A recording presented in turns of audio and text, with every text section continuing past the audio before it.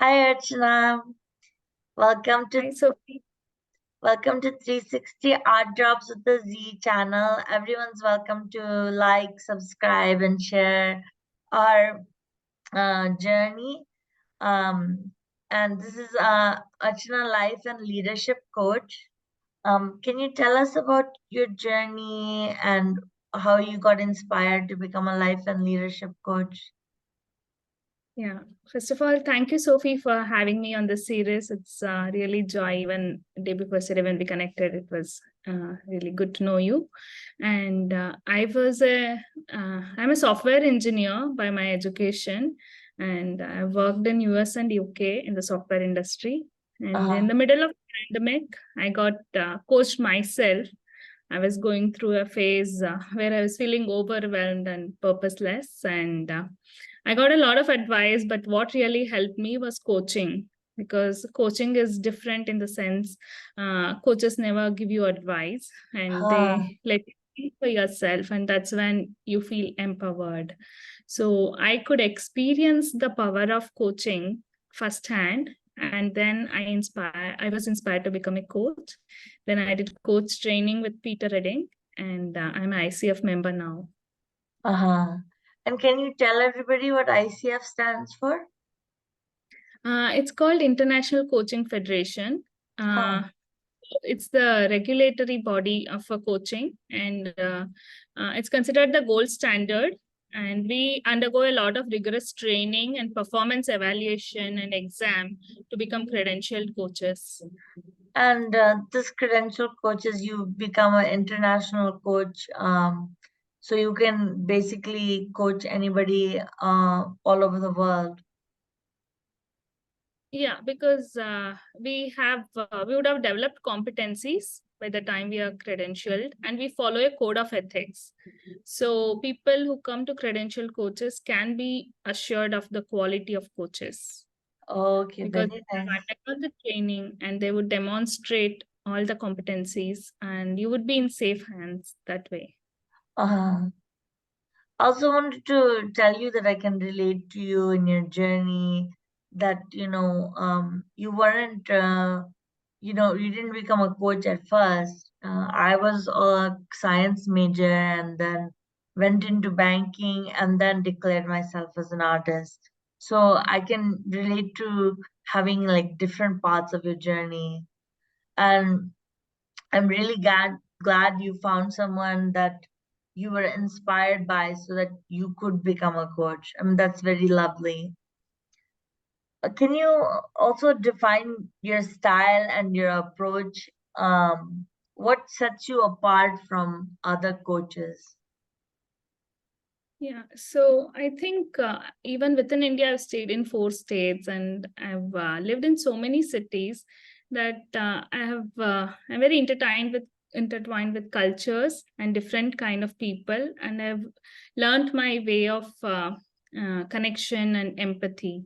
So, and also since uh, I follow the competencies, and basically I want to make a difference in others' lives, and I want to contribute to society. That's what drove me to be a coach, and I give my 100% as a coach. Uh, I Yeah, think, you have so much cultural awareness from living all over the world, big cities and other types, of areas in India. It's really, good because you can have that empathy towards so many more people. Can you discuss the importance of setting clear goals as a coach and for your clients?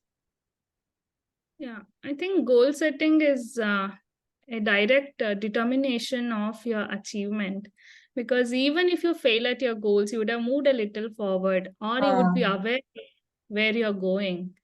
And without a goal, you would be like wandering here and there. yeah. Like, it always gives you the direction in life, and it's okay even if you can't achieve, you would have moved forward. Do a lot Like, of your clients like have certain goals, they can meet them and change them little bit? Is that more the experience, or is it more of an experience that they can't make it, so then they keep going towards the same goal. Yeah, I have had both experiences, but what coaching brings out is the awareness to be setting a goal and having that awareness of working towards it. You know, Okay. even within the session, when a client comes with some goal, by the end of the session, he would have realized it's not the goal actually I want to work for. This has also happened, and there are people who keep working on the same goal for a few months, and then once they achieve it, they're able to move on to the next goal. Like if I can quote an example, I had a fitness trainer as my coachee.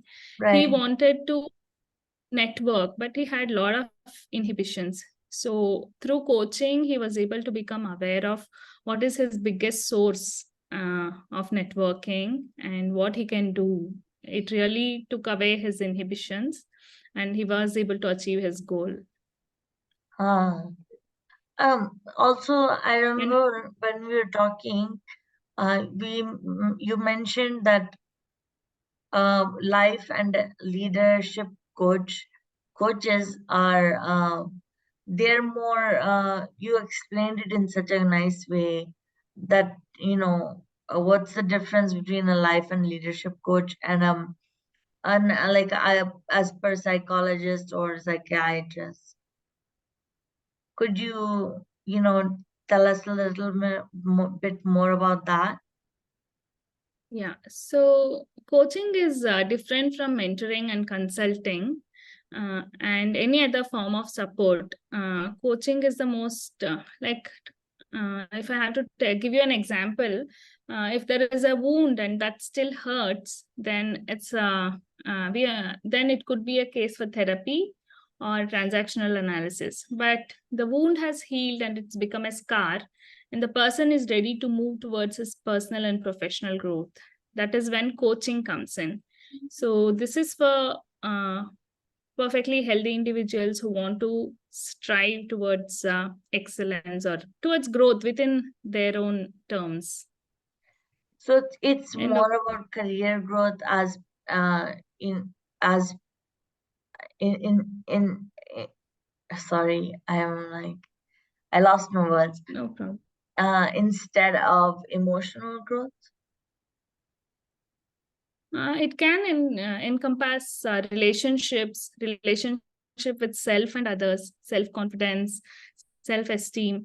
Then you have career transitions, building executive presence. Huh. So it is there, like there are different kinds of coaches. Life and leadership mainly deals with relationships and leadership, executive presence, and stuff like that. I see. I see. Thanks for clearing that one up.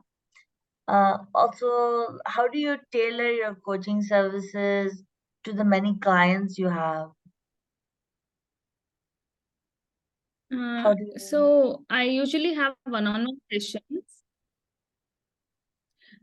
So I do a 2-hour foundation session with each and every client, wherein we go deep into self-discovery and we get their blueprint of their values, purpose, and natural strengths.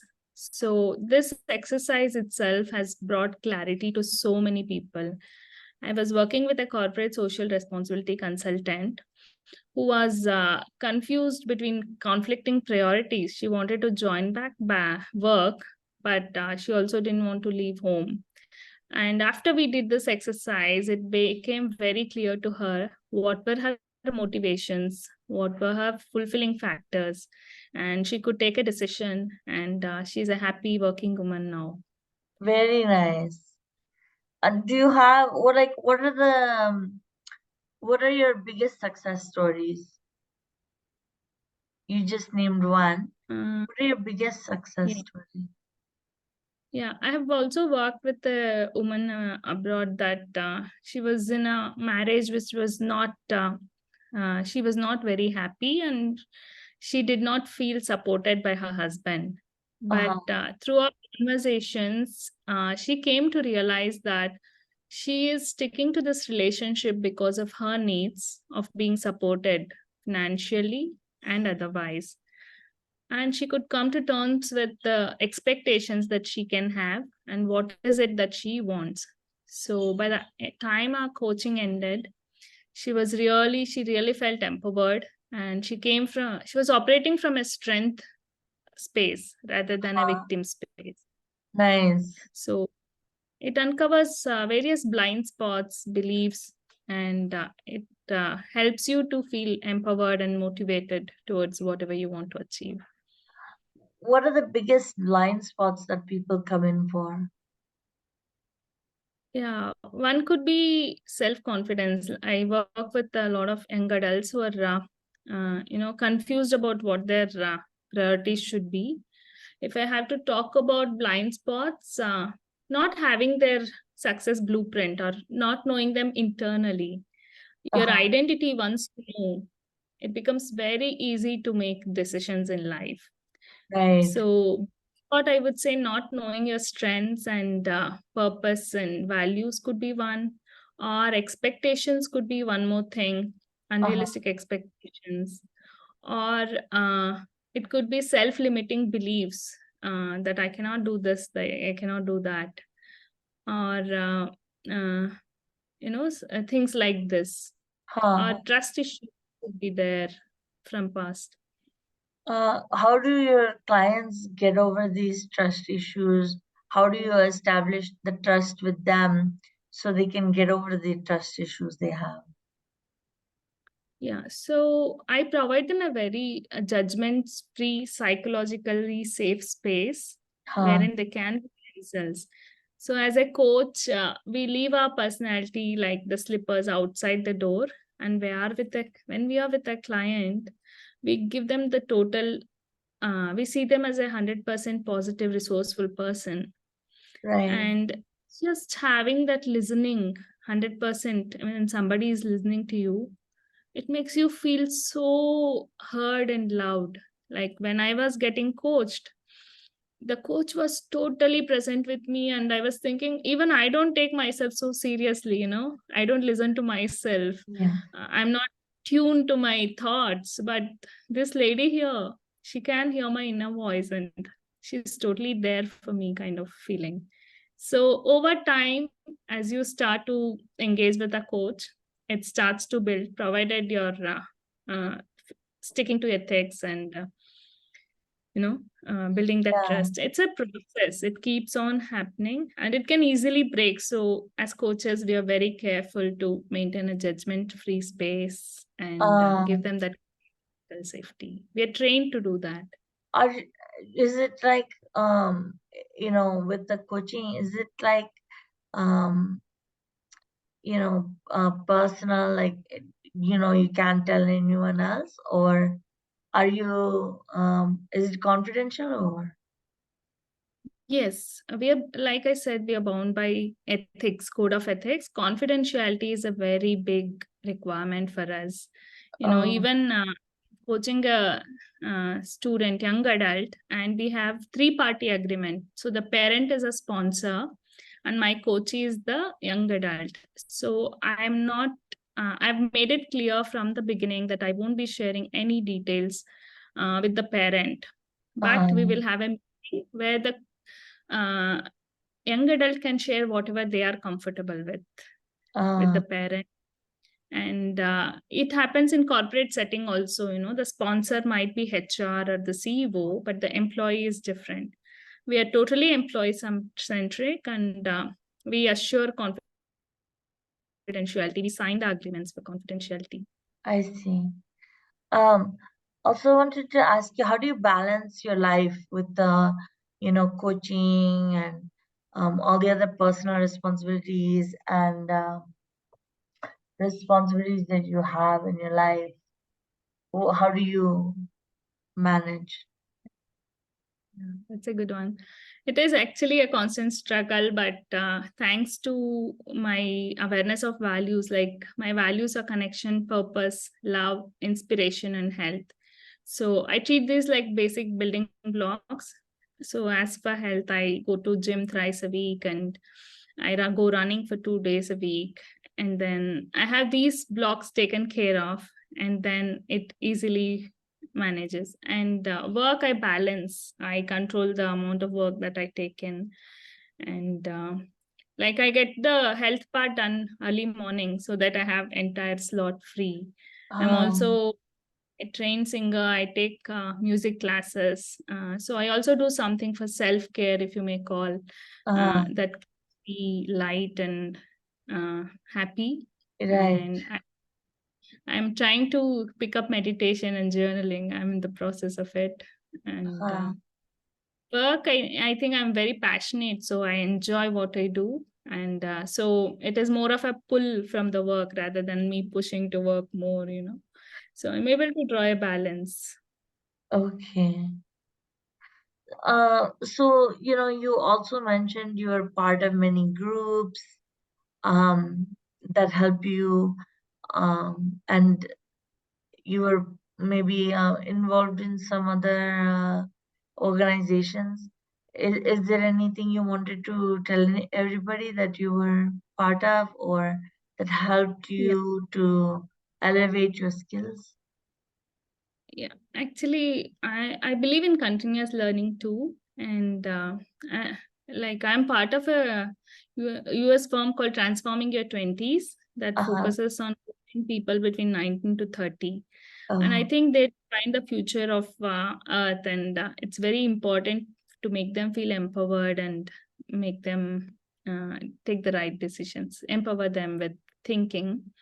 So that's one part. And I believe in networking. So I've set this goal for myself that every month I'll attend two networking events, and I try for it to be from different backgrounds. Like I'm part of this Women in Technology network that I visit, that I did last month. huh. And last week I did Digital Freelancers Summit. I'm also into digital marketing because I'm from a technology space and I want to be updated. And that's also a way to network with people. So I'm make sure that I attend two physical social events a month so Uh-huh. that meeting different people, and I try and keep it very different from different backgrounds. It's Subjects, not yeah. the same, crowd that I'm meeting every time. I do have I do meet same people also, but apart from that I make sure that I meet different people. That's good, like a good thing that you're aiming for. I'd love to come with you to some of the events. Um, Sure, I'll keep you posted. what marketing strategies you find most effective to bring in your uh, more clients? Yeah, I did a digital marketing internship with a person called Digital Deepak, wherein I learned website wasn't important. It's like your CV, which people can see. You don't have to, literally boast about yourself. You can put testimonials so that other people are talking about you or not you talking about yourself. Video testimonials help, and posters, and LinkedIn, if you can add content which is of value to people instead of I did this, I did that. Whenever I attend an event, I post my learnings in LinkedIn because we have to Um, value the time of people who are looking at it. And the more and more right. value people get, they're going to be following you. So it's all client centric, I would say, marketing strategy. And Huh. now that the niche is uh, becoming clearer for me, I'll work on providing value to the people in that segment. So, do you want to throw out there all your links right now? Just where can people find you? Yeah, so they can find me on my website, Archana Sudhir, ARCHANASUDHIR.com. And they can also find me on LinkedIn as Coach Archana Sudhir. Okay. And also your YouTube channel where you've done a couple interviews. Yeah, if you look up Coach Archana Sudhir, you can see that Fine. as well. Okay. Yeah. And also, had you any other recognitions or anything else you want to throw out?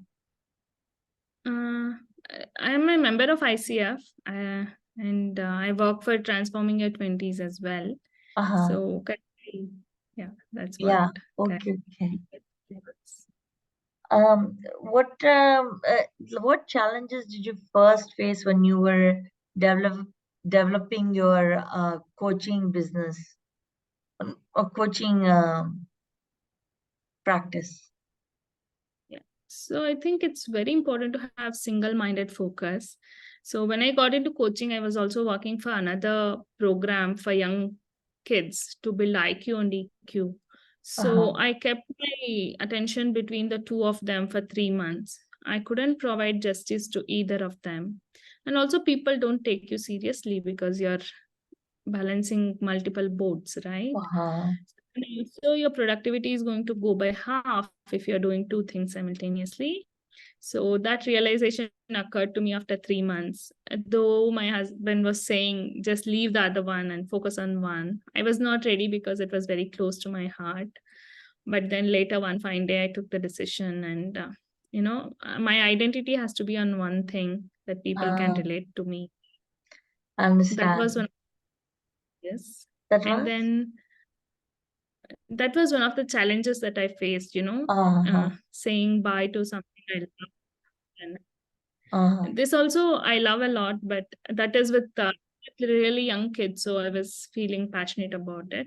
But then I could only reach parents of young children, infants. So the reach was very limited. And my life purpose is to reach maximum number of people that I Right. can. I wanted to reach a larger audience to make a difference. And then this seemed more aligned with that vision of mine. Uh, um, how do you, uh, what advice you would give to people who are starting out just right now in a coaching type of business? Yeah, I think one advice would be to get credentialed because even in India, with a billion population, there are only around 760 coaches and nearly 1,000 coaches who are certified. So that gives you credibility. And that would be one. And having belief in yourself and trusting the process, like I've seen many people, the coaching is such that you need a turnaround time to establish yourself. Most of the Okay. coaches do it very quickly because it needs 2 years to 5 years to set up yourself as a established coach. Ah, what would you how would you address the roles of the imposter syndrome that many people have and self-doubt? How would you what would you say to them to coach them? Yeah, so I think the self discovery process that I do, wherein we list all their accomplishments and we go over it to draw strength from it as well. That is one thing. And it's okay to have a little bit of imposter syndrome. It pushes you to do better also. And he's So on a one nervous. yeah, on a one-on-one basis, we would dig deeper and figure out what is it that is causing it and how is it aligned with their purpose.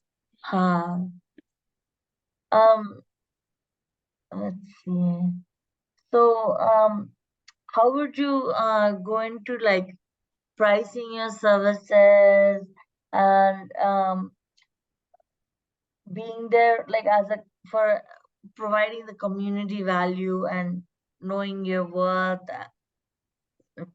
How would you um how would you go about doing this? Yeah, so I believe in providing value to the customer, So once I have the value stacking, Huh. and as a new coach, one of the strategies I've learned is you just engage with the client first and you get into a agreement that if they are deriving value, you can pay me later. That is one of the strategies that I had learned before. But as you start to see transformations and as you build your testimonials, as you build more and more content you put out that helps people, they start believing you. And one thing I've learned is not to undercut ourselves, as Right. coaches. We all are very altruistic, but it's important because of the effort, time, and that's one way of valuing ourselves as well. So, depending on the value, you have to price yourself and be flexible with it and find your spot Yeah. I best. as an artist, I can really relate to that because for like about 20 years, 20 plus years I've been painting. And, as I've gone up and up, and, I've gone up in price.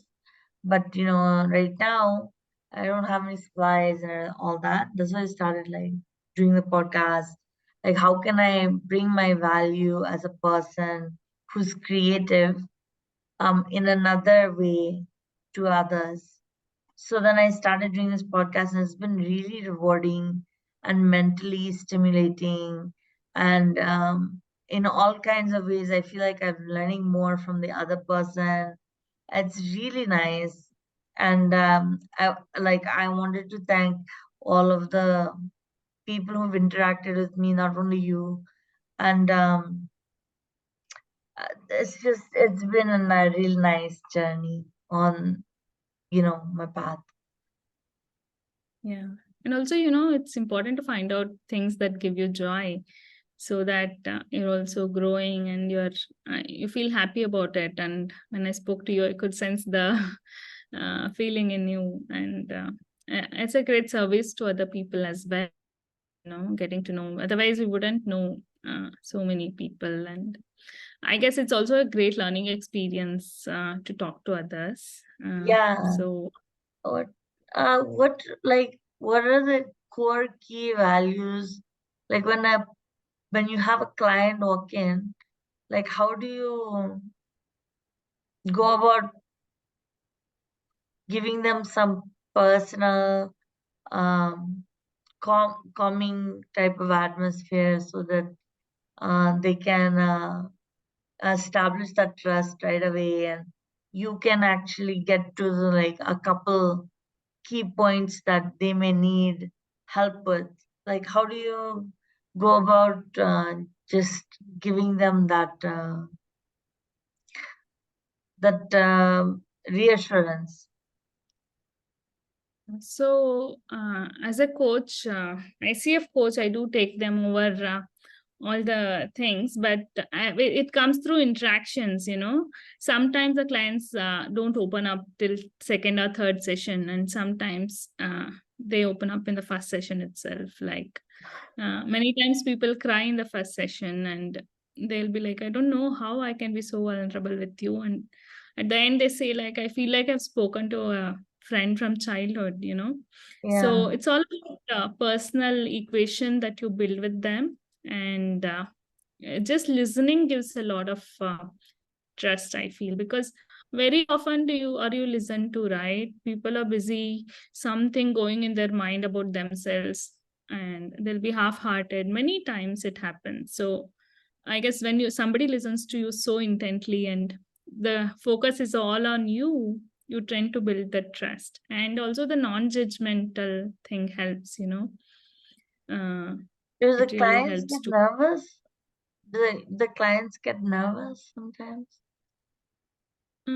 Sometimes I haven't had that many clients, but Huh. nervous in sense, what do you mean? Like just nervous to talk about what's happened to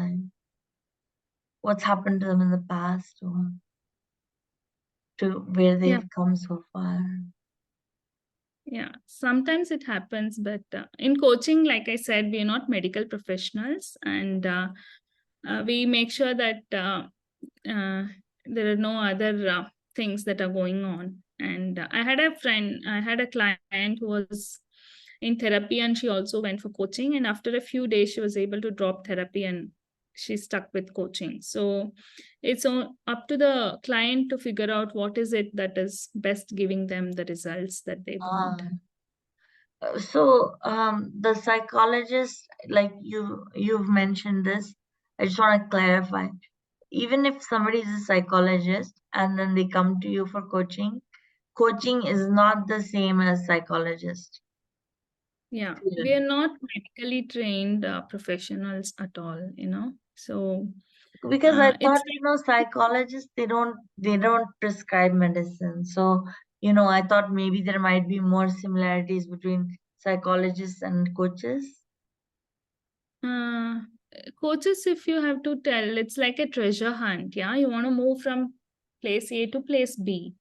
Huh, And along the way, coach is always with you, helping you figure out the clues. But you have to do the heavy lifting, you have to do the thinking. As a coachee, the whole responsibility is on the uh, person who is involved. We only ask powerful questions so that it becomes very clear to them what is it that they want to do. right. You If you make the person really think about where they're lacking or what they're suffering from. You just draw attention to it in your own way of questioning. Yes. So when you ask a question, the brain thinks, right? As a human brain is developed so that you can't question yourself. You think this is the limit, that's the limit. You know, Uh-huh, you can't question your own brain. But when an external person objectively asks you about it without judgment, then you can go beyond what you've gone so far. uh-huh. So if we were gonna wrap it up and just say some basic things and some things that I haven't asked you, what would you like want people to know about coaching? What would you want them to know about you? Um, how what sets you apart? Like we kind of went over it earlier. But what do you want people to know about you and coaching? Uh, all in all. So, yeah. Coaching can be seen as a most customized self-development tool there is. Uh, It's backed by Harvard research, and most of the companies also stand to as a testimonial. Like Google has all the Google, Microsoft companies like that have coaches for executives, and uh, right now theme is that all leaders can be coaches and they do undergo coach training so that they can be more empowering leaders and not directive leaders. uh, So, as far as me, I'm interested in serving people between 19 to 30 years old who need clarity in direction of their lives. uh, I work with women in leadership, and I work with career transitions, and I work with people who want to know their values, purpose, and strengths, and have that clarity and GPS in their life so uh, that they can make all their decisions based on who they truly are and not based on somebody's advice or their feeling like that. right, right, So these are all my areas. right. It's been a pleasure speaking with you. And if there's anything else that you wanted to say, or if you have any special programs that are coming up, just let me know, and we can always do another podcast having you on. And it's been my pleasure to have you. Thanks a lot, Sophie. I connected with you instantly when we spoke, and it's really been a pleasure as well. And I really enjoyed talking to you and sharing my views. Yeah, I enjoyed hearing you too. And one last question: where is your office for therapy, or not therapy, coaching? Okay. I do mostly online. Uh, Uh, I'm based out of Bangalore, so if any people are in Bangalore and want to meet up, I would be willing to travel and meet up at a coffee shop or something. Otherwise, most of like I've had people from Dubai, Portugal, Australia, US, Canada. So most of my clients are also from I do online Zoom. okay. And one other last question: where did you get your coaching degree? Your first Yeah. coaching degree? Yeah. So I've I went to a school called Coach for Life. It's run by Peter Redding. Oh, okay, the same coach who coached you. Yeah. Huh. Where was it? In UK, huh? No, he's in US, and the person who coached me was in Mumbai actually. Okay, She's okay. a different person, but I happened to get to know this through another friend. Oh, okay, very nice. Yeah, You've answered many questions for us, and I hope to see you back on again.